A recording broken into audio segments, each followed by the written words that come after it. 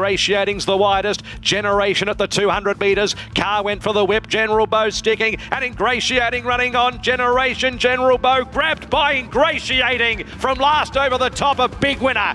Welcome to Bet Doctor, behind the curtain look at how pro punters operate. I'm your host, Scoot. I'm back. It's spring racing, and I'm back. And DK's in studio with me. How are you, mate? Good, Scoot. Good. How's fatherhood treating you? Mate, it's touch wood, tapping on the wood desk here. Everything's going smoothly. Yeah. So sleeping in 3-hour, 6-hour blocks at night, which is unbelievable. So got really lucky there. But had a little bit of an incident yesterday. I got home and I succumbed to a push present with Alana, and I bought her a nice handbag, and it had a little insert with it. So it was a couple of $1,000s, and I'm not really big on all that brand stuff. No, my missus has been looking at those sort of bags. They're not cheap, are they? They're bloody... Anyway, but you probably paid for it with the DK out wide run. So anyway, I've succumbed to this nappy bag, she calls it, which I haven't seen a nappy in there. But it's got this little purse insert, and the pram's another couple of $1,000. Oh, you went up big on the pram, did you? Mate, the pram as well, but it is smooth. I went for my first big push yesterday. Mate, it's smooth. It's like a Rolls Royce. Anyway, I'm doing some work from home at the kitchen table because everything, it's just chaos at my house at the moment. Homeschool a whole lot with the older boys. Anyway, I got the little purse down the bottom of the pram. It's the fucking Louis Vuitton insert that's just sitting there, and I got the sausage dog. And I'm like, the dog's going to just absolutely chew it. Your dog, he loves it. Oh, mate, so I had to... you see what he did to Juppy? He tried to get on his arm and give him a push start, but I said to Alana, I said, you got to put that purse insert, or that dog's going to... Another 600's going to go off. There's no second purse, but really lucky at the moment. Baby going well, so big thanks to you guys. You got the job done last week. We did, Pretty smooth show. Yeah, we did. Yeah, we got through, me and Nico. Yep. So no, it was we got through, which was the main thing. So. Unusual suspects. How's the DK out wide stuff been going on the merry-go-round a bit, up and down, and August, which is no surprise this time of month. Yeah, there was we had a bit of everything last week or two. I was just having a look when you. We had a thing. We had back. Have a look at this. There was a race at Betting, which staying maiden, so I'm not doing much good in them. I'm having a re-look at that. There's a thing back Diamond Dagger in the post race. They've gone out 65 lengths slower. 65. Anything can happen there. Anything can happen. 65 lengths slower the first half of the race. It was the lowest draw number that I've ever seen on a rating ever. I've had to give it the biggest bonus just to get it within a normal race thing. Yeah, right. It's just ridiculous. Just ridiculous. Gate crash one there was a horror watch, so that was good. So I did my arse on Diamond Dagger. Then at the 800 metre mark, gate crash is hard ridden last on the fence, $2.50 favourite. This is how good is this? Anyway, God bless it got there and won. Had a thing at Wodonga on Saturday, so we had a few horror watches. I was tuned into that one. Yeah, good one. That was my first big swing out of the hospital. I thought, here we go. I'm going to sink my teeth into Wodonga because you love Wodonga. Yeah, and then we get bloused. But it was just cruising the run. So finally, after all these horror watches, all this shit happening, here's one in the 1-1. P. Maloney's just jogging, so when am I going to go for this? Wait. All of a sudden, there's this Indian coming after it and runs past it. First up for the new trainer. Barrier 11 round. Wodonga was 3 wide. The trip didn't matter, so it's improved 10 lengths. Anyway, and then, all right, so we start again Tuesday. Rumble in the Jungle gets put over the fence at the 300. Didn't want the coffin, but it ended up in the coffin, went for an inside run, get put over the fence. Oh, this is good. On the chase again. So I find this. So anyway, that's all right. Blokes are saying, how are we going to get out of this mess? I said, all right, race 7, sweet. If we tipped it on the thing, silk jacket. Yeah. Now, if you're going to open the shoulders, as you know, as a professional punter, if you're going to open the shoulders, if you like one and the favourite's got a 4 kilo apprentice on it, right, which this thing, Heidi Gilly was on McConte, they put it up odds on, and Josh Richards, who's the gun inform gun kid, just right, Bella Nipotina. He's on the thing we like, right? So anyway, Isaac comes in, he finishes homeschooling, comes in, and so I said, mate, this race here we really need silk jacket. So you've seen me watching races on the streams of that. I was pacing around, I was in and out, I was looking, where is it in the run? Anyway, 200 to go, I'm doing lift it, Josh, lift it. And it's coming, it's coming. And it got there right in the line, but it looked like it got beat. Mr. Bob said, it's got beat. Oh, no. And then Adam Moses, outside's got the photo. Well, the big, huge cheer went up and, mate, the text messages were going off. Twitter was going off. Isaac's running around. I said, mate, what happened? He said, oh, mate, that was a very big result. And it was great because he said, Dad, that was really exciting. I said, mate, it was fantastic. So anyway, we've had a bit of everything. it's great to back a winner no matter what price they are, but thank God that we got a photo. We've got something back. But anyway, I had a bit of everything, Scooty. DK is quoting puntingform.com.au there when he's talking about the post-race, the benchmark splits, so make sure you check them out. And I've been a little bit critical of D. Oliver, and so is Richard Lamming in the past, but Ollie's turned it around. Since the start of August, he's winning at 20% and 37.5% the place, and he's actually returning 18.3% ROI since the 1st of August. So Ollie has finally starting to get the reward. You can thank you, Scooty. Well, I've got him back into form. You blame him into form. It's just nothing. Lamming might have given him a bit of a shake-up too. So yeah, that's right. He's copped a spray and he's lifted. And Godolphin, which they've lifted too. So that's his joint. That's the joint he's attached himself to for the spring. They've lifted too. I've noticed their horses are going well. Of course, Ingratiating huge. But even had that thing yesterday, last winter. Just went. They got it back. And when they're running well, fresh like that, you can say they've got their horses going good. There's been a few in the maidens in the country gone particularly well. So, but I've been saying it, said it for years and years. You want to play a jockey in the fall. I did the reverse. I used to pot them and they just haunt me, But you were trying to get him back. I don't know if you were or not, but you did. I was just noticing a quiet patch and just the way he was riding, and then I thought we thought he was going to turn it around. I don't have a particular problem with jockeys and trainers having bad strike rates like June, July. You can have Danny O'Brien. Well, apprentices usually fire around the winter months. They get more opportunities. That's right. Richards is a prime example. Normally, Ollie probably have a month off and go Bali, go surfing or something, but he's here grinding away and the stables are producing their rubbish. Yep. Danny O'Brien was 1 from 53 in July.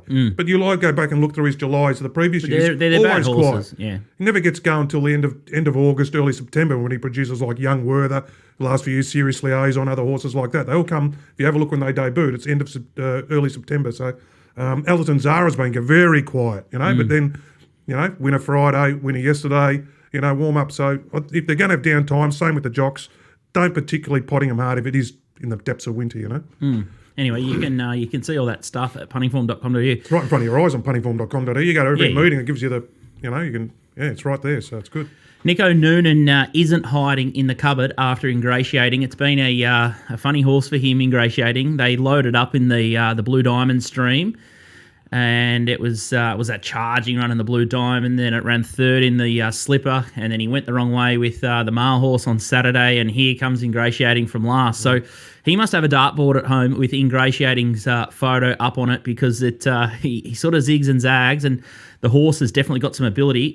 Nico will be dialing in. I think he's got a bit of food poisoning or something like that. So is he? in this COVID era, no one wants to spread any germs. So he'll join the show after the ad break. But it's interesting up in Sydney at the moment. We've got Dano on the show today to talk through a couple of races at Randwick this Saturday, but they're starting to dodge and duck and weave COVID up there. And in a fortnight's time, they're going to have the San Domenico Stakes Day at Kembla Grange, and it's caused a little bit of a stir. I think Chris Roots tweeted it a day or two ago, and said that the San Domenico track was so the San Domenico meeting was going to be moved to Kembla Grange, and Kim Waugh, who's a pretty good trainer, says, really, are they going to put water on the track? It was concrete, not good for any horse. So it's an interesting one with this.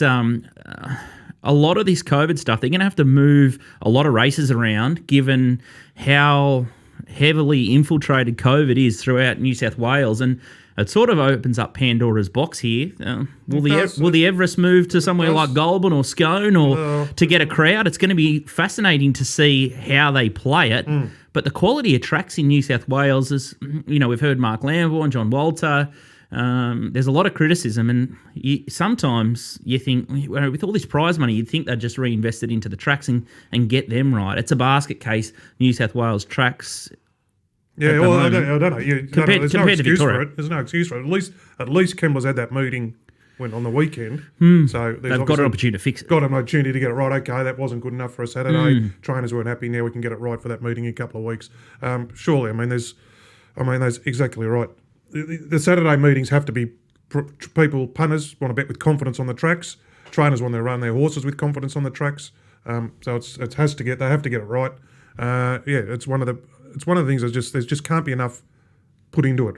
You know, I mean, we have great track managers down here, but the track managers, I'm not sure if it's the same up in New South Wales, where our track managers down here really help their country counterparts. Yep. Like they'll send Kane McCartan or someone, if the Bendigo's got a standalone coming up, they'll send one of the guys, Marty Extra Simon, troops. will go up and give some advice and maybe just help them out. So it's very good down here. They've got a great brotherhood down in Victoria. I'm not sure it's the same up in New South Wales, but I'm happy where things are down here.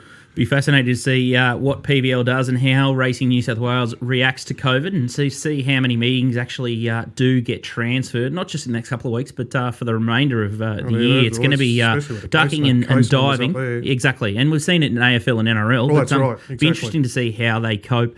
That is for sure. And the other one that caught my eye is Behemoth versus Bo Rosser. And Bagman was on the right angle, or the right winner there with Behemoth and Bo Rosser. But it looked really clear cut. Exciting race. Exciting race. It was fantastic. It was and great. Great for South Australia. As soon as you saw the head on, you knew exactly what had happened. And the question I've got that I'll pose, and there's probably nothing Todd Panel could have gone in there and said to overturn that protest. And a little bit like Hong Kong, I think they need to move to let the stewards make the call, because a lot of the time it's all frivolous, and what the jockeys' opinions and trainers are, they shouldn't be able to sway. That the stewards should be smart enough to understand how much interference is being caused. And I'm saying that maybe we don't need the jockeys and trainers in the room anymore. The stewards need to figure it out for themselves and make the call, and everyone needs to live by it like they do in Hong Kong. To get Todd Panel or to get Will Clark, and you could see Will's body language. He knew as soon as he was sitting in the room that he They didn't ask Will, did they? No, I know, but you could see the look on Will's face, and Blind Freddie could have told you when they had the head on that it was never going to be anything but upheld. The stewards probably would have had a look at it before they all came in. Okay, we've seen that now with the jocks got to say. But I don't, what they have, 30 seconds each or less than a minute each? I didn't really. And then, we've come from the jockeys waffling on for 2 or 3 minutes, then the trainer having a go, then the owner gets to say, do you want to say something? We want to get correct. Well, everyone's going to make up a story to suit their own argument, aren't they? I think the balance is okay with the jocks having a quick 30-second or 40, under a minute spiel each. Give us a quick take on it. Give us your quick take on it. Out you go. We decide. I don't mind that. We've got to get correct weight straight away as quick as we can. We've got to get the money back in the punters' pockets. But we also got to get the correct decisions made. They might know, they might say something about the horse that maybe the stewards don't know about its behaviours or things like that. But you're right. It's either I think it's jockeys under a minute or no influence at all. But I didn't mind that. I thought it was quite quick. It was quite sharp. It was clear cut. Give us your quick piece. They couldn't really say too much. The horse laid out. Blah blah blah. What about the UK? They bet on them. Would you like to bet on them? Oh, back in the day, when I first started in the betting ring, they used to bet on them there. But the bookies in the ring. They used to go up on them. It was, and then you'd try to send a bloke down to get the first message out who could run it back to the bookies ring before they officially declared correct weight to see anything. See what was going on. It was exciting. It's not my go to bet on them, but it would have been $1.10 or something. Yeah, I think we did a little poll on Twitter, and we said $1.15, and some other blokes said $1.80. So there's a very, very big difference in opinion of what's out there and big opportunities. I think it'd be great to bet on them. Yeah, I wonder if even in the UK they do it, so it's there, but we just need to. Get Betfair to throw up a market, or the bookies to throw up a market, make a punters market, be all right. Oh, there we have it. So big watch this space in New South Wales with the tracks, and Dan O might be able to shed some light on a couple of issues up there. We'll talk to him about a couple of races. I think it's Winx Stakes. It's Group 1 day up there, so it's starting to hot up. It always goes off a little bit earlier in Sydney.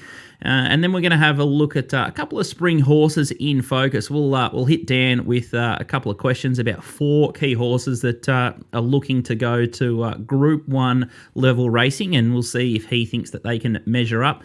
NOONAN will join us next. He's battling that food poisoning or something there, so he's going to jump on the Zoom call, and we're going to have a look at McKenzie Stakes Day at the Valley.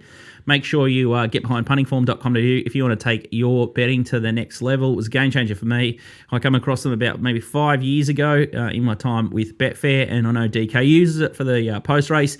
And to be honest, I just can't do the form without it. So once you see it and use it, it'll be very hard to go back. So make sure you check out puntingform.com.au. Up next, we'll talk the Valley with Noonan. Welcome back to Bet Doctor, behind the curtain look at how pro punters operate. I'm your host, Scoot. I've got DK in studio, and as I said, Nico Noonan is a little bit crook, but he joins us online via the great Zoom technology. How are you, Nico? Are you starting to feel better, buddy? Yeah, I'm on the mend. I think maybe one of DK's pizzas got to me last night. Oh, the pizza got you. He didn't believe me it was a pizza. The pizzas, I tell you, I can get you. Nico, there it is. Example 2. Yep. Dodgy prawn on the Supreme or something, was it? Mate, I don't know what it was, but it got me good. It was pretty grim viewing last night. So I hope we're on the mend now and find a few winners on Saturday and we should be sweet. Better some gastro or some food poisoning than the Rona, that is for sure. And something that would have made you spew was ingratiating. I tell you what, Nico, you've been on the wrong side of this horse. You spotted it as a horse with a lot of talent. You loaded up. I think you guys backed it to win, what was it, 250 or $500,000? I can't remember. It was so long ago in the Blue Diamond. It was a barnstorming run there. It's ended up running third to stay inside in the slipper, and you've opposed it again. It's come from last, and I've put the slows on Ollie for a couple of weeks in a row, and now Ollie's back in town and ingratiating. I'll tell you what, it's never really the A-grade form, the Winx Stakes. Usually the Sydney Colts are all over them, but a win like that was just absolutely sensational. It would have made you sick, Nico. Yeah, it was pretty sick being on Generation when Ollie just steamed down the outside on ingratiating. Him and Animo have sort of been the two good old from Colts that have sort of starred. I suppose Palali's come into that conversation now with his big first up win. So they got a bit of firepower, and then, Ollie looks completely back. The big races are on and he's just fired up. So, it was a big win by ingratiating. I think probably Palali might be the pick of the good old from Colts who have resumed. We still haven't seen Animo. I think he might run in the Run to the Rose or one of those kind of races and head to a Guinea. So I don't imagine they'll sort of tackle each other. I think Godolphin will keep him, in different races. But, all three look pretty smart. We might ask Dano about ingratiating and Palali. Any news about on course? Is there? Is it just the status quo that Racing Victoria haven't come out and given a special exemption to certain industry people, haven't offered another level of accreditation where what are we, 19 months into the siege, and you'd think that they could just offer an extra sort of 300 or 500 people a pass that need to get the job done and help drive turnover, which is what you do. Anything there, Nico? Something? Nah, cast. Still haven't heard anything. So crazy. I reckon that's probably going to be the case for the rest of the spring if they don't open up the crowd. So we'll be at home off the TV doing the yard. We've had a few good days doing it. Getting used to it, that's for sure. Most of the horses coming back for the spring due to being on course throughout the autumn. I've pretty much seen all of them, and I saw them all last spring. So still got pretty good profiles and all of them, pretty good handle. It's just a bit different, sort of adapting to the TV. Very tough times here trying to do it off the TV. But there's no other alternative, so we'll bat on. If trainers like Matt Brown are getting fined $400 for taking their kids to the races, you're none. You're absolutely none. They're nowhere near close getting back. So crazy, millions, absolute millions.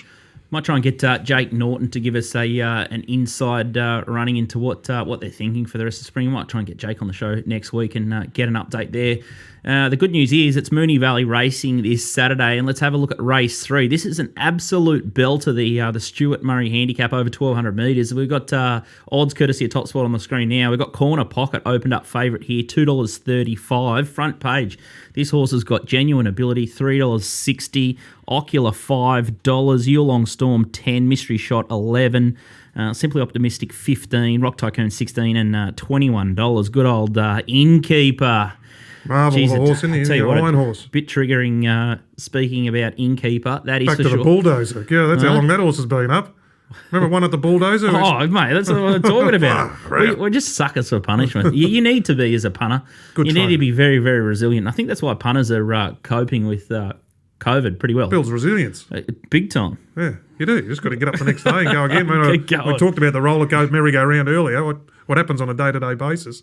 Nick would be all too familiar with that. Yeah, we're used to setbacks, but thank God racing is still going. Let's have a look at the last start win of Corner Pocket a few weeks ago. This was impressive stuff. I remember watching this win and thinking, wow, he did a good job here in the blue with the yellow. Yeah, he's a leader, this horse. I think since the blinker's gone on, he's pretty much unbeaten. He has a lot of ability. Declan Bates has rode him in most of his starts recently. He just puts him right up on speed, and he's usually just too strong for his opposition. Look at him here, just power away from his rivals. This was a day where it was advantage to be on the fence and on speed. This is a while ago now. I think he's going to be around 60 days between runs. But this race could set up pretty similar for him. If Rock Tycoon doesn't cross and lead him, he's drawing barrier number 1, corner pocket. I think Bates could kick up. He's done it before, sort of over 1,200 metres. That looks like it could be the place to be there in Moonee Valley on Saturday, sort of in lane 1 and potentially leading. Historically, this is a very good day to be on speed and near the rail. It's a tough day to make ground. So given those factors, I thought $2.35 with TopSport. Look, I think you'll probably get better on the day. I think you probably get closer to sort of 260, maybe even 270. Hearing some information and watching some news, front page, it looks like he's just coming over here to try and get a run. Of course, with the COVID situation, with the borders shut and all those kind of things, it is hard to travel horses at the moment. And Jeff Duray was kind of saying on racing.com that it's been hard to sort of get a run into him. So he hasn't had a trial. He's first up over 1,200 metres, which he has been affected at before. But, gee, it didn't sound too promising. If you're looking at back front page, off what Jeff was saying, he sounds more like a $6 chance than a $3.60. He just sounds like he's here for a run. Ocula's on the back up, drops a lot in the weight, but I don't think he has the ability of corner pocket. Like I said, if Bates just kicks him up from 1, hopefully he holds out the front and he can be too strong. I think you'll get better than 230, but still happy to play. Thoughts, Steve? Yeah, no, he's just a winner, isn't he? I mean, that horse he won 6 in a row, puts himself on speed. He's a horse that we sort of, as punters, pro punters, you just default to straight away. Yeah. Good, strong horse, honest. Back to 1,200 though, 60-day breaks, fresh. okay. He's fresh. You don't mind him when they're freshened up because back, a bit of freshness back in the legs, and he'll be hard to get past, especially if there's a chink in the armour. Like front page would want to take a horse like Corner Pocket on. You'd want to be ticking all the boxes, I would have thought. You wouldn't want to have a chink in your armour taken on a horse who's like Corner Pocket, which it sounds like he might have with the what Nico was saying about the trying to get a run into him and the problems he's having. So, good default position to find him, but he's 6 in a row that horse, so he's a winner. Yeah, I like the way he got it done at last start. But Little Birdie tells me that front page worked enormously yesterday. There you go, I got a little bit of, I got a couple of mates in this horse. There you go. Couple of mates in this horse. So be very wary. So what there might be Mr. money for him. He Duray might be. tells the media and what they really think could be two different things, which is a good way to operate. I actually don't mind, man. Hey? Did he pull the wool over our eyes? That sort of they might be conversation. fishing for a He price. probably didn't tell the whole. He won't tell the whole world everything. No. But I mean, it's a 5-2 chance on a Saturday in town. Exactly. You're not hiding much. It's not like a first starter going to the races. I wouldn't be surprised if he runs a bottler. Yeah, well, there you go. Well, there you go. It's the market's the early market. The market's a good way of finding him. So there you go. Well, might have to have a side bet there, Nico. Might have to have a bottle of Grey Goose on that. The betting late will be very interesting there. Fascinating which way these SP and how close they SP now. Outstanding stuff. It's always not a bad little race here. The McKenzie Stakes. Let's have a look at the McMahon's Dairy. McKenzie Stakes over 1,200 metres. Also Halal 250 into 235. Jigsaw horse Nico loves 235. Daily Bugle, well named that one. $12. Frontman $16. Beldevian $17.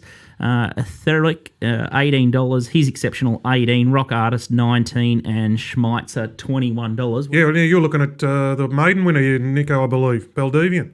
Yeah, the well-named Baldevian. I think he's relation to Maldevian, who, of course, was Kavanagh's probably banner horse of the last sort of 10, 15 Cox years. plate, blinkers on. Yeah, exactly. So I think he's definitely a relation. And reading an article on racing.com that came out this morning, actually, they said there's some similarities there just with the way they're sort of built type-wise and those kinds of things. If we can, let's have a look at his Bendigo maiden win. This was a big win, looking at the sort of overall times. And the punting form data, 5 lengths above the class benchmark for this. He ran the best figure of the entire meeting. He hit the line really strong. Last 600, he ran at 6.5 lengths above relative to maiden grade. And this could be a very strong race. The first 3 here over the line were all first starters. I know Price Kent have a little bit of opinion of their horse. Obviously, Baldevian, I think he was 31s into 5s. Obviously, some deductions along the way there. But there was a bit of money for him there, and I thought this was a very good win. That win in that sort of 2-year-old grade, that could be better form than like this city grade form. Those Bendigo maidens can tend to be very strong, and the overall figure he's put up there would suggest he's going to be very competitive in a race like this. You have any thoughts there, DK? Interesting little race. Yeah, I mean, obviously this race stood out straight away when you get the meeting up in the post race on punting form, and and whatnot, and they went a bit too well on the raw stuff. And the only caveat was, which was Jules mentioned it the other day on Sectional Stars too, is there was no other. It was the only race out of the shoot for the day. Yep. There was no other shoot race to compare it to.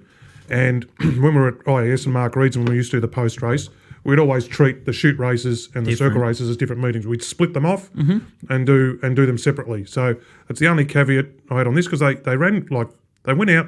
They didn't go out that quick, but they've run really fast overall time. Yep. And sometimes there can be a bit of a quandary out of the shoot, but after I looked at it for an hour, did everything, I'm pretty convinced it's a strong race. It's a good race.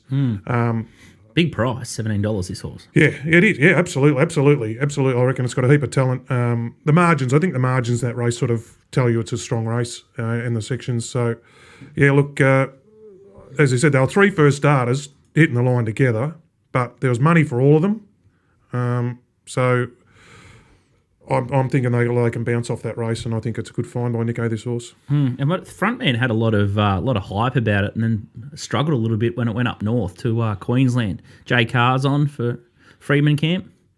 Look, I couldn't really knock him. I thought his trial was very good leading into this prep. He's a colt. He's a very good type, seeing him sort of back in the year at Sandown. I imagine there's going to be a bit of intent first up with this horse, frontman. Looking at the speed map, like Rock Artist is probably a leader. Jigsaw gets the blinkers black on and he's much better suited off at the weights here. Gets sacked to 1,200 metres. This probably looks his race. I marked him favourite.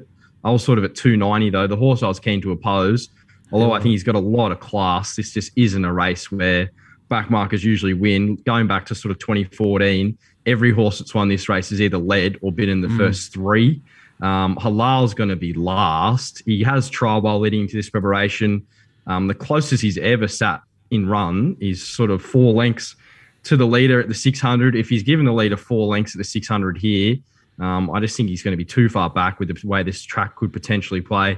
I was sort of much closer to $5 than $2.30. I think the pattern of the day and the potential race shape just could completely take him out of play. And if he comes out and beats me, he's just too good, but I don't want to be involved anywhere near at that price. I thought Baldevian, you could definitely make a case he should be single figures here. I thought the $17 was way overs. Altharic, or the Godolphin horse, yep. He trialled very well. He's off the win. James Cummings fresh. They've been pretty deadly recently with their 2-year-olds. I wouldn't be surprised if he ran a good race for you. But yeah, Baldevian probably the main bet. I'd be keen to lay Halal at sort of $2.35 on race day if he's still at that price. And if he comes out and beats me, he's just too good. If he wins this race, he's in for a huge spring. But this is going to be a big task for him here. So, laying Halal and probably getting a good result out of Baldevian, maybe something frontman and Altharic as well. Around Jigsaw as well. I mean, it's pretty short in the market. Jigsaw, I don't know, is he running out? Too short. What do you reckon? I just don't know if he's going to get to a price where I want to sort of be on. If I'm laying Halal, he's already going to be a winner for me in the race. So, look, I think he's the horse that'll probably stay firm. He gets the blinkers back on. Blinkers on first time in a race. He had the blinkers on in the jump out leading into his last start and absolutely flew. Like he's exceptional by about 8 lengths. He did carry 60 kilos last start. Nothing really went to plan for him. He got taken on. He was sort of outside lead with one pushing upside next to him. Just wasn't a great race for him, and now he's off much better at the weights. If he's going to win another race as a sort of late season 2-year-old, early 3-year-old, this will probably be it because he's going to have a few things in his favour. I thought probably closer to $3 is probably more like his right price. I just don't know if you'll see it. Yeah. Fascinating market watch here. So Nico thinks that the $17 Baldevian, it won't last, and the betting in the final 5 minutes will probably tell the tale of what's going to happen in this race. If you want to check out more of Nico's stuff, make sure you head to the Little Birdie shop. $11 a meeting. Nico's mounting yard mail. He combines what he's seeing in the yard, his punting form data, what he sees off the trials, and he can also factor in the betting markets as well. So if you want his last minute thoughts, make sure you check that out. It gets sent via the Telegram app, and it's the best thing you buy for $11 per meeting if you want to bet on Wednesdays and Saturdays in the Metro tracks. Nico, make sure you get well, mate. Plenty of Lucozade and get those fluids back up. Nothing worse than steering the porcelain bus. And I'm sure you should probably turf the rest of that pizza if you got any left over. Yeah, back on the zinger booties. It is back on the zingers. Back to the Colonel for back you. to the K-Fry.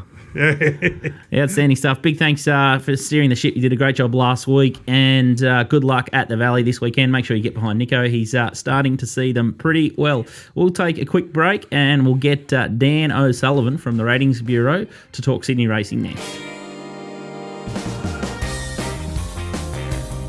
Welcome back to Bet Doctor. Behind the curtain look at how pro punters operate. I'm your host, Scoot. I've got DK in studio. Now it's time to talk to Daniel O'Sullivan from the Ratings Bureau. And Daniel, he used to give me nightmares in my BetStar days, especially around the provincial circuits. He can spot a horse on the rise, and he's an expert in his craft. He's been on the show before, but welcome back. Hey guys, how are you? Dan?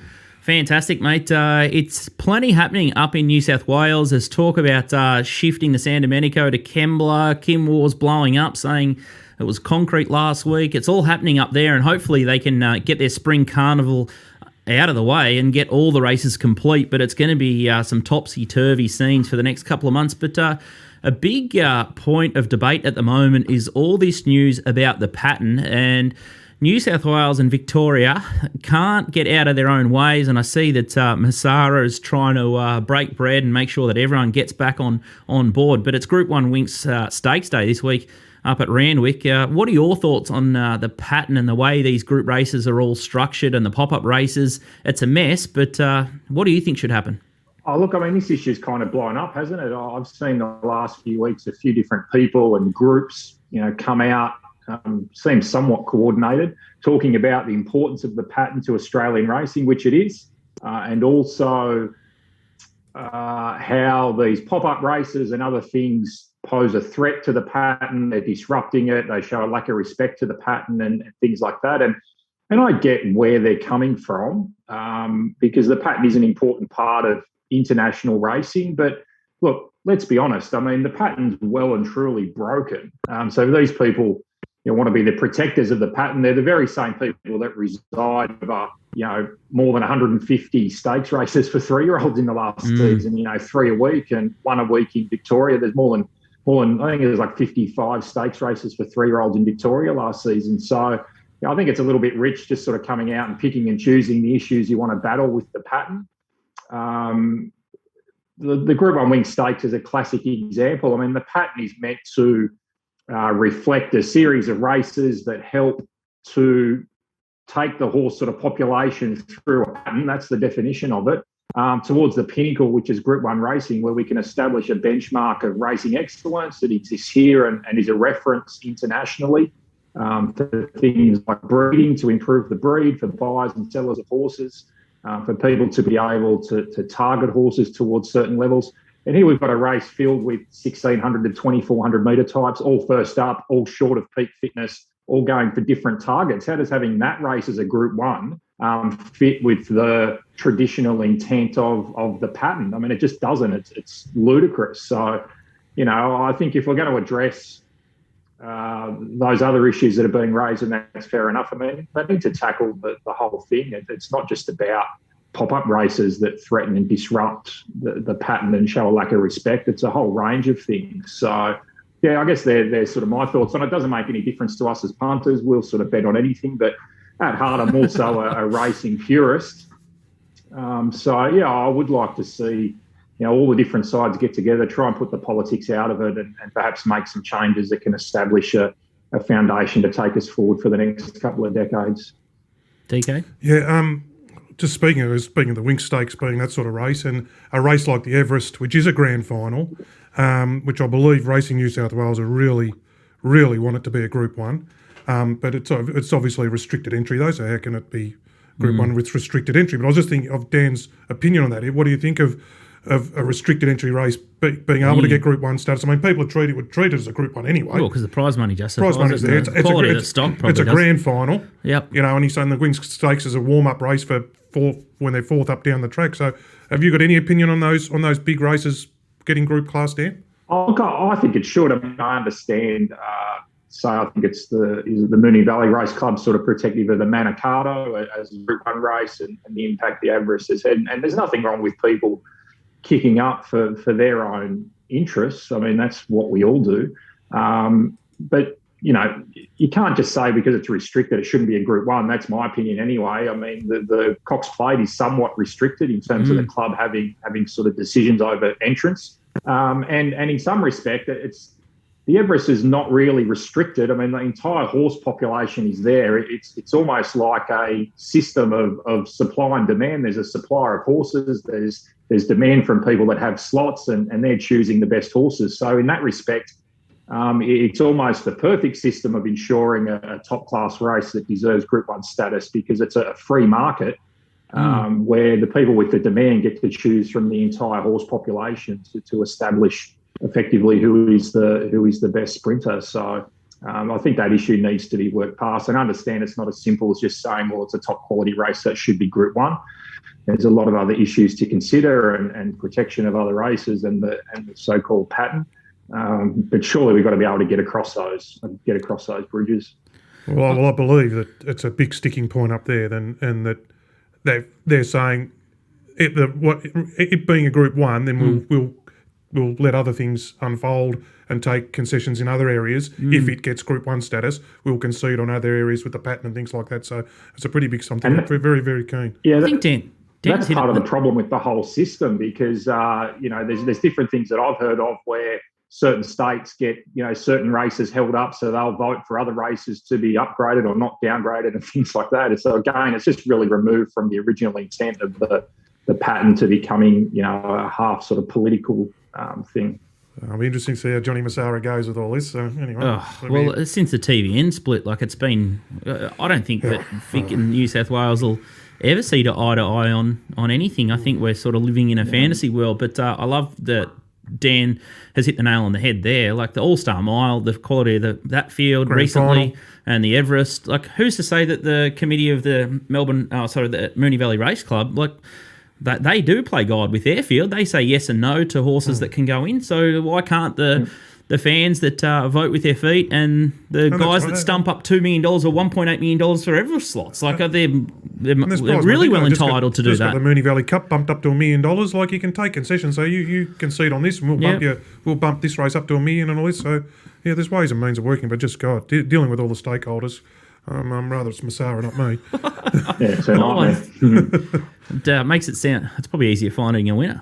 It would be easily. Let's have a look at some horses, some spring horses in focus. And Nico Noonan's given us a little hot list here, and they're all pretty obvious horses, or horses that are pretty well exposed. But Dan's grew at ratings and all the big Group 1 target races. So let's hit him with 4 horses to follow through spring, and he can tell us where their ceiling's at based on what they've been doing at their last prep. But Zaki's the first one. He won 3 races in a row at the end of the Brisbane Winter Carnival, the Hollandale, the Doomben Cup was his barnstorming 10-length win, or 10 or 7-length win, and the Q22. So he put 3 really big wins on the board, and he's nom for the Cox Plate.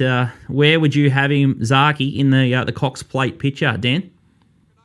Yeah, look, he has to be in the mix, doesn't he? I mean, he's a really interesting horse. He's burst onto the scene. The interest from my perspective this spring is where does he land in the range of those performances we saw from him last preparation. His performance and rating out of the Doomben Cup has him potentially as a dominant Group 1 weight for age horse in Australia. About easily winning the Cox Plate and pretty much anything else he wants to go in. However, his other 2 performances that we saw, which were also impressive wins, they're more down at a level that sees him as a very competitive Group 1 weight for age horse, capable of winning on his day, but also vulnerable to plenty of other talent around in his distance range at weight for age. So, look, I'll be surprised if he turns out to be as consistently good as we saw in the Doomben Cup. I would sort of pitch him perhaps more back towards those other performances while still capable of producing that big spike on any given day. So he's certainly going to be right in the mix, and it's going to be interesting to see just where he lands between that range of just being competitive towards anything up to being dominant. The other horse we're going to have a look at is Incentivise, a Queenslander, now gone to the Peter Moody yard. He was ultra impressive in the TAPS Cup after a big win at Ipswich in the benchmark 78, and he can put a gap on his field. He looks like a stay. He's more targeted to the Caulfield Cup, Melbourne Cup style of races. Handicapper, Dan? Yeah, I think he's the perfect horse for these big handicap races in the spring. He's showing the talent of a weight for age quality horse, but his official rating still has him well down in the handicap. So I might be saying before, if he runs the ratings that he was running in Queensland, down in the weights in a Caulfield Cup, he'll just win.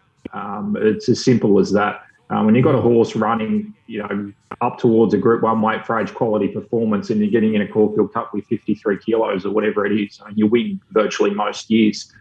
There's obviously a big gap between saying what he did in Queensland and him actually doing it in the spring. But I think that's the horse, the type of potential that he's at. So I'm really excited, and he's sort of perhaps the horse I'm most looking forward to seeing this spring. Peter Moody's the right camp for him, DK. Yeah, he is, and down packing them down there. So no, and the beauty of this carnival, probably from a punting perspective, is that there's always the caveats depending on what internationals and grouse internationals turn up. Well, there's going to be very few of them this year, so we're sort of more focusing on the local form, which is always a bit easier for the punters. All right, the next one I'm going to have a look at is Powlelly. I hope I've pronounced that right. Rosebud and Kindergarten winner. We're going to have a look at its last 400 here in the Godolphin colours, just storming home with J-Mac in the saddle. Thoughts here, Dan? This was an enormous win. Gave way away to all these horses. You can see on the replay there, just put them away in the twinkling of an eye, and that's typically the sign of a top-class horse, that superior acceleration. He did it with weight. He ran time, he ran sectionals. There's a very strong correlation, at least going back in my system, to horses that run the measures, early 3-year-olds that run the measures on the clock that he did, for them proving themselves to be top class. Every season we see top-class 3-year-olds emerge that perhaps weren't at the top of the tables as 2-year-olds. They were still good, but just a level off that, and he looks one of those. So I think really anything he aims towards is a realistic target for him. I saw James Cumming interestingly mention that he might be kept to the sprinting trip this spring, which implies that he may miss the Golden Rose and perhaps be specifically aimed at a race like the Coolmore, even though the program and the pattern gives him an option to target both. So, yeah, it's going to be interesting what way Godolphin go with him. The sprinting path, he potentially may develop into the Everest horse, who knows. But, he couldn't have been more impressive first up, and he's fired a big shot in terms of the battle of the 3-year-olds this spring already. Geez, love the way he got into his work there late, DK. Yeah, he did, yeah. No, and they've got seem to have a good arsenal of 3-year-olds. Godolphin, they're from what I've seen the last couple of weeks. So, and here's another one. Ingratiating is the next horse we'll talk about. Race last Saturday in the Winx Stakes, and traditionally the Melbourne form doesn't stack up, but this horse was thereabouts in the Blue Diamond and the Slipper. What were your thoughts from last Saturday's Ingratiating, when it was a big win from back last? Yeah, I must admit, at the 600, I sort of thought he might battle to pick him up because they didn't go terribly hard, but. Yeah, I mean, a few hundred metres after that, you could see he had the race won. He was fairly soft on the line. Again, probably couldn't have done any more in the circumstances. On my figures, that was actually a new peak for him, which for early 3-year-olds coming back, I always think that's an extremely promising sign for their prospects for that campaign. As we know, that's the biggest challenge for those 2-year-olds, is how they come back as 3, and he's well and truly ticked that box. So again, races like the Coolmore, I assume he'll be aimed at well and truly on his agenda, I think. Just watching that again, he did that on his ear, didn't he? Like Ollie was being really kind to him. Yeah. Like even it was still hands and heels till he joined the leaders at the 100. Give him a little flick at about the 75, and then soft on the line. Like that was a terrific first up. That's what you want to see when you see a horse first up. That's what I did. Yeah. I was going to say, again, it's just that turn of foot. I mean, people.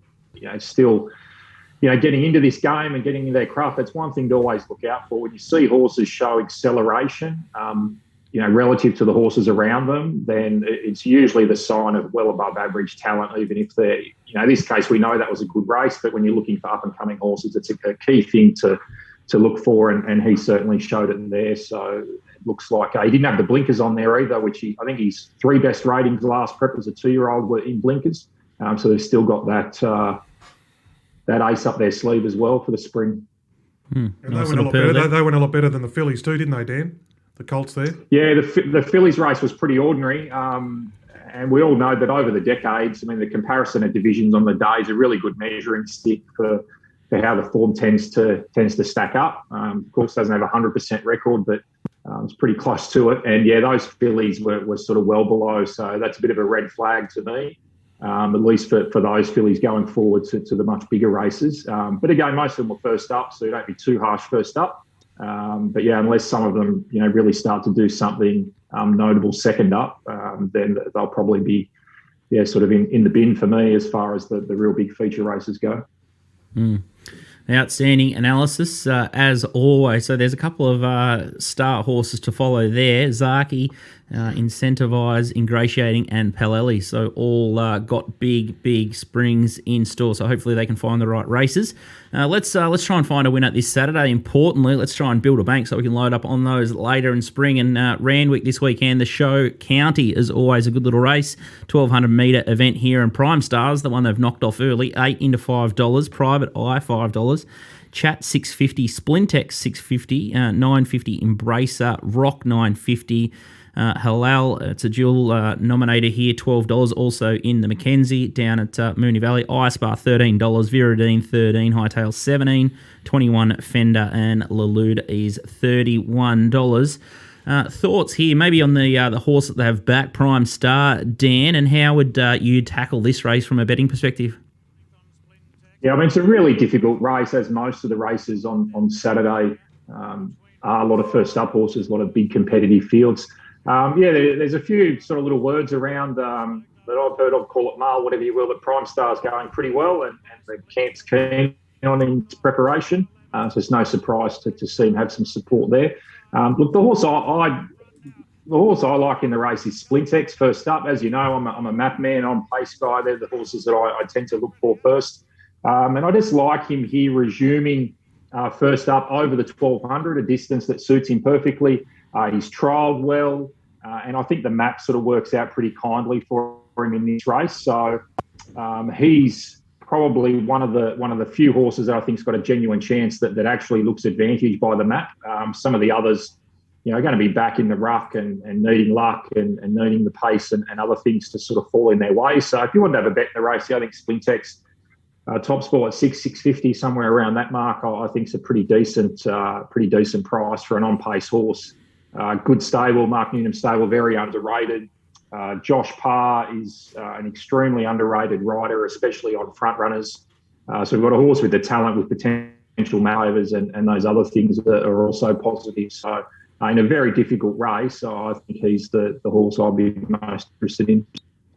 He did a really good job in the Doom at 10,000. He's only beaten, I think, 1 or 2 lengths. So he was in the mix there. So that Group 1 form should hold him in really good stead here. I was surprised. Yeah, $650 looks a backable price for mine. And maybe just come to the end of his tether and just sort of bottomed out in that last start up in Queensland. So definitely looks really, really well suited here. Fresh, that is for sure. All right, let's have a look at race 8, the Group 1 on the card.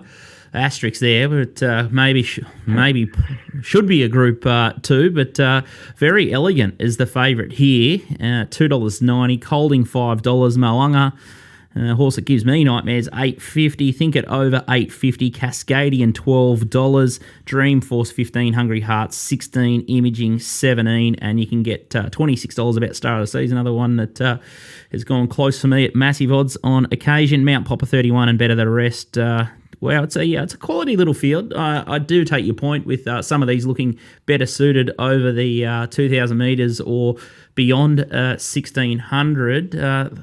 Cascadian is the one that you like here, Dan. Yeah, I think he's value in the race. What was he, $10, something like that? I mean, I think that's enormous value. He's a horse that I feel he went to a new level last preparation. He had, just looking here, refresh my memory, sort of 4 runs. He ran his 2 peak performances for his last 2 runs when he won the Doncaster, and then he was narrowly beaten by Colding, like 0.3 in the All Age. He was a little bit unlucky, held up there, and could have potentially won that race. So I think he's a better horse now. There's no doubt about that. He's well suited in this distance range. Hugh Bowman riding, that's a real strong indicator for Godolphin first up if they're booking a rider like Hugh or James McDonald or something like that. He's got all the form references around him. I mentioned there Colding, who's half his price in the market. He potentially should have beaten Colding in the all-age stakes, and he's, as I said, got Bowman on there from a soft draw, and he's double-figure odds in the market. I think that's a great gamble in a race that's really impossible to have any confidence in. I mean, we're all kind of guessing. But I think to me he stands out as the horse worth gambling on at the odds. I think Very Elegant looks the risk in the race to me at $2.90. I'll be surprised if anyone wants to back her at that price. Just looking at some of my notes here, and she's only won one of her last four first up. 3 of those last 4 were on soft tracks, which we know suit her a little bit more than dry tracks. So I wouldn't call her a wet tracker, but she does prefer a bit of sting out of the ground. She's won from 3 first up over 1,400 on soft tracks. And here she's going to strike a genuine good track over 1,400, which is short of the best. She's not going to be in peak condition. And she's striking a really, really deep race. So the last time we saw her at 1,400 first up on good ground, she was beaten nearly 4 lengths without any obvious excuse. So it doesn't mean she can't win. We know she's bordering on being a champion. She's an extremely good mare and definitely has the talent to win. But yeah, $2.80, I just don't sort of see anything there. I think she's a good risk at that price. And as I said, I'll be surprised if any serious money wants to step in to back her at that price. I couldn't agree more. Just put the mouthguard in and lay Very Elegant. And I think Cascadian's a good little angle. I love the way he, from the Doncaster, 53 kilos, then he backed it up 2 weeks later in the All Age. I just watched that All Age then. And it was an amazing effort. Should have beaten Colding home. So dropping back in trip. Beautiful. Yep. And up in weight. And the Camps horses are all going well fresh too. So, yep. Deep little race, but I love what you're thinking. Love your angle, and I think you're all over it. Dan, a fantastic effort jumping on board, and hopefully we can annoy you a little bit later on in the spring. There's a bit of a call for you guys to take on another operation in a stream. So if we can line you guys all up in COVID isolation, we get it done. I wouldn't mind a rating bureau versus another camp, and just battle it out with maybe a $50,000 or $100,000 bank and see who wins at the end of the day. Maybe Everest Day or something like that. That'd be very entertaining. Would be. Yeah, no, it's hard to beat. So very versatile. The boys up there, they could take their form to any track. So make sure you check out the Rating Bureau. Dan is a very shrewd operator, and if you're not convinced of what you've just heard in this segment, you'll never be. But thanks for your time, Dan, and a big shout out. Fantastic work, what you've done with the family over in Fiji. Little Birdie's big on trying to raise money for people that are doing it a bit tough or some different charity work. Dan's done a fantastic effort and basically rebuilt a house with the help of some of his followers for a family over in Fiji that had their lives sort of turned upside down and decimated from a natural disaster. So big shout out from us, and a big thanks for jumping on the show, and good luck throughout the spring. Thanks, guys. Good luck. Keep attacking. Yeah, keep on betting. All right, it's definitely getting us through COVID. So some tough times up in New South Wales. Hopefully they can get their carnival off and going, and hopefully Johnny Massara can work out the pattern drama. It's going to be fascinating space to watch. Maybe they're just arguing and fighting amongst themselves. Let's have a look at the TopSport big bets early, and you can tell it's spring because the stakes have gone up here.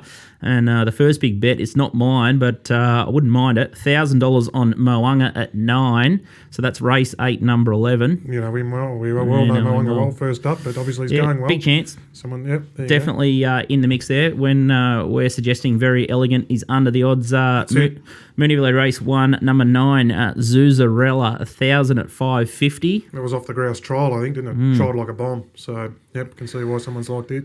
Moonee Valley race 5, number 12 is Red Santa, 1,000 at 650. Very solid. Kieran Maher in good form. Yep. And the other one out wide is Eagle Farm race 8, number 11, So Clever, 2,000 at 270. I didn't see how they did last week, but I've been noticing those early being pretty rock solid. Those Brisbane, whoever's betting those Brisbane early market bets with them are shooting pretty straight, Skirt. Yes, and last week from the big bets or the early bets was Sierra Sue. Oh, that was too. Yeah, it was trained by Trent Bazuston, my man. Yes, got on Trent. So anyway, but that's it. What was it? What price was it? $10. $10. Home you go. How'd they go yesterday? How did Pecunious go yesterday? How'd Zarel go yesterday? Both favourites. Anyway, but that's what I think. They win at 10-1 and 20-1, but hard to win backing his things right in the market. But no, as I said, I'd love to have a drink with him. I reckon he'd be good fun to have a drink with. He seems like a pretty good fella, but he's a bit of the bane of my punting, that's all. I just love pushing your buttons. Yeah. Fantastic stuff. All right, hopefully we've found a winner or two on the Moonee Valley or Sydney card and the spring preview. Some look at those big horses, the flashy ones in the big group ones. Getting back on some dry tracks is the key now, Scooty. Beautiful. Yeah, getting back on dry ground, top of the ground. And the TopSport big bets, make sure, there's a little bit of a pattern with that. Whoever's pushing around the Brisbane markets early, white hot. So if the money comes for those horses or continues to stay firm in the market, they're the best ways to go. All right, that's a wrap from us. Make sure you check out puntingform.com.au if you want to enhance your form analysis, and TopSport is the best place to bet. Bet with the bookmaking you trust. There's no funny business there. They take you on. They open the shoulders and allow you to get set for a good amount. Check us out on Spotify or the Apple Store if you just want to listen to us on the move, but you get all the replays and you get to see me and DK if you check out the YouTube channel, so make sure you check that out. The free tip page is also available on littlebirdie.pod.com, so you can check out the summary of all the tips from not only the racing show, but from our sports stuff. And the boys on the sports show think that Hawthorn are a one-goer in the footy this week. Clarko's last game. So make sure you have a little nibble on Richmond that as well. Absolutely limping to the line the poor old time. Got no players left. So that could be a little bank booster also. It's Rally Mile Day at Hawkesbury today, so hopefully you can find a winner today and over the weekend. And we'll be back next week. Hopefully Nico, he's back feeling 100%, but see you next week.